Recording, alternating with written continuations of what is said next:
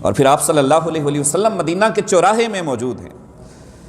حضرت ابو بکر صدیق آئے, آپ نے اپنے دائیں پہلو میں ان کو لپیٹ لیا, دائیں پہلو میں اس طرح لے لیا, اوپر ہاتھ رکھ لیا. اور حضرت عمر فاروق آئے, آپ نے اپنے بائیں پہلو میں ان کو اس طرح لے لیا, اور آپ صلی اللہ علیہ وسلم چلے. صحابہ کہتے ہیں آپ چلے, وہ کیا خوبصورت چال تھی آپ صلی اللہ علیہ وسلم. اور آپ صلی اللہ علیہ وسلم چل رہے تھے اور فرما رہے تھے کہ جنت میں ہم ایسے ہی چلیں گے. دائیں پہلو میں ابو بکر ہوں گے, بائیں پہلو میں عمر فاروق ہوں گے, اور جنت میں ہم ایسے ہی چلیں گے. اور رب کریم فرمائے گا کہ اے میرے حبیب آپ کیا لے کر آئے ہیں میری بارگاہ میں, آج کیا لے کر آئے ہیں؟ تو آپ صلی اللہ علیہ وسلم ابو بکر کا ہاتھ کھڑا کر دیں گے کہ اے رب کریم یہ میری زندگی کی محنت ہے, یہ میری زندگی کا سرمایہ ہے, یہ میری جمع پونجی ہے, دیکھ میں ابو بکر لے کر آیا. ایک عام بندہ مومن کو جنت ملنی ہے, اس جنت کی کوئی حد نہیں ہے اللہ کے بندو. اس جنت جو ایک عام بندے کو جنت ملنی وہ ان لمیٹڈ جنت ہے, اس کی کوئی حد نہیں. یہ جنت کیا ہے؟ یہ جنت رحمت خداوندی ہے, یہ جنت خدا کا انعام ہے. تو مجھے بتائیو کہ یہ حدود جو ہوتی ہیں یہ تو میرے اور آپ کے لیے ہوتی ہیں, یہ لمٹس جو ہوتی ہیں, لمٹس جو قائم ہوتی ہیں یہ تو میرے اور آپ کے لیے ہوتی ہیں, یہ تعین ہوتے ہیں حدود کے. بھلا خدا کے لیے بھی کوئی حد ہے؟ تو جنت ساری کی ساری خدا کی رحمت ہے, جنت ساری کی ساری رحمت خداوندی ہے. تو خدا کی رحمت کی بھلا کوئی حد ہو سکتی ہے؟ مجھے بتائیے. خدا کی رحمتوں کی کوئی حد نہیں, خدا کی وسعتوں کی کوئی حد نہیں. اللہ نے جبرائیل امین کو پیدا کیا, جب اس کو تخلیق فرمایا تو اللہ نے عرش کے قریب جبرائیل امین کو کھڑا کر دیا اور فرمایا کہ اے جبرائیل میری عبادت کر. کہتے ہیں کہ 18,000 سال 18,000 میں وہاں پر کھڑا رہا سٹل, اور اپنے پروردگار کی بارگاہ میں اس کی عبادت کرتا رہا, اس کا ذکر کرتا رہا. آفٹر 18,000 اللہ نے مجھ سے کلام کیا اور مجھ سے پوچھا کہ جبرائیل تجھے کس نے پیدا کیا؟ میں نے کہا کہ اے پروردگار عالم مجھے تو نے تخلیق فرمایا. اللہ نے فرمایا اچھا پھر یہیں پر کھڑا رہے اور میری عبادت کر. میں 18,000 سال تک پھر عبادت کرتا رہا, 18,000 سال تک پھر عبادت کرتا رہا. پھر اللہ تبارک و تعالیٰ نے مجھ سے کلام کیا اور میں نے عرض کی کہ اللہ میں جو تیری عبادت ریاضت کر رہا ہوں, تیری بندگی بجا لا رہا ہوں, تو اس کے بدلے میں مجھے کیا عطا فرمائے گا؟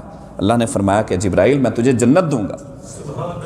اے اللہ میں اس جنت کو دیکھنا چاہتا ہوں, میں اس کو نظارہ کرنا چاہتا ہوں, وہ دیکھوں تو صحیح وہ جنت ہے کیا چیز. اللہ نے فرمایا اچھا پھر آ جاؤ جنت میں. اللہ نے جبرائیل کو جنت میں بلایا اور جنت دکھائی. پھر جنت دکھائی, اللہ نے فرمایا کہ جبرائیل آج اپنے سارے پر کھول لے. وہ 600 پر جبرائیل کے 600 پر ہیں, حدیث پاک میں آتا.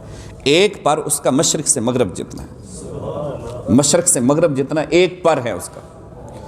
اور عرش معلیٰ سے لے کر تحت ثری تک ایک ایک پر اس کا بنتا ہے.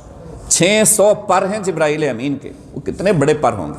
اس کی پرواز کی حد تو میں نے آپ کو پیچھے بتائی ہی تھی, جو پلک جھپکنے میں وہ سدرۃ المنتہا سے زمین پر آ جاتا ہے, اور ابراہیم علیہ السلام کو ابھی آگ میں پھینکا جاتا ہے, وہ آگ میں آگے گر نہیں پاتے, پہلے آ کر نیچے اپنا پر بچھا دیتا ہے. اتنی رفتار جبرائیل امین کی, اور اپنی پوری رفتار کے ساتھ 600 پر کھول لیں گے اور محو پرواز ہوں گے. پھر وہ محو پرواز رہیں گے, مسلسل اڑتے رہیں گے, محو پرواز رہیں گے اور جنت کے نظارے کرتے رہیں گے. اور پوچھیں گے کہ رب کریم یہ جنت کتنی بڑی ہے؟ اللہ فرمائے گا کہ جبرائیل اس جنت کی وسعتوں کی کوئی حد ہی نہیں ہے. تو اگر ساری زندگی محو پرواز رہے تو اس جنت کی حد تک نہیں پہنچ پاتا. اس لیے جنت تو ساری کی ساری خدا کی رحمت ہے, اور جنت ساری خدا کی رحمت ہے. تو مجھے بتائیے بھلا خدا کی رحمتوں کی کوئی حد ہے؟ وہ کون ہے جو خدا کی رحمتوں کے لیے حدود متعین کرتا ہے؟ اس کی رحمتوں کی وسعت کا عالم یہ ہے کہ ان کی حد کوئی نہیں. وہ لامحدود رحمتوں کا مالک ہے, اس کی کوئی حد نہیں. جبرائیل عرض کریں گے کہ اے اللہ یہ جنت تو کس کو عطا فرمائے گا؟ وہ کون خوش نصیب ہے؟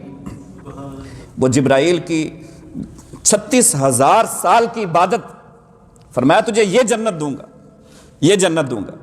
اور پھر رب کریم نے فرمایا کہ جبرائیل آخری وقت میں میرے حبیب صلی اللہ علیہ وسلم کا امتی 2 رکعت نفل پڑے گا تو میں اس کو یہ جنت عطا فرما دوں. 2 رکعت ادا کرے, اور یہ اس امتی کی بات ہے جس پر خدا راضی ہو جائے گا. جب خدا راضی ہو گیا تو کجا اس کے 2 رکعت نفل اور کجا اس کے جو ہے وہ ساری زندگی کی عبادت۔ جب خدا ہی راضی ہو گیا اس کو تو بہانا چاہیے نا۔ رحمت حق بہا نمی جویت، رحمت حق بہانا نہیں جویت۔ اللہ کی رحمت بڑے بڑے نیکیوں کے انبار نہیں چاہتی کہ بندہ ڈھیر لگا دے نیکیاں کر کر کے پھر ہی اس کی رحمت نازل ہو، وہ تو بہانے ڈھونڈتی ہے، کوئی بہانہ بنے کہ بندے کو بخش دیا جائے۔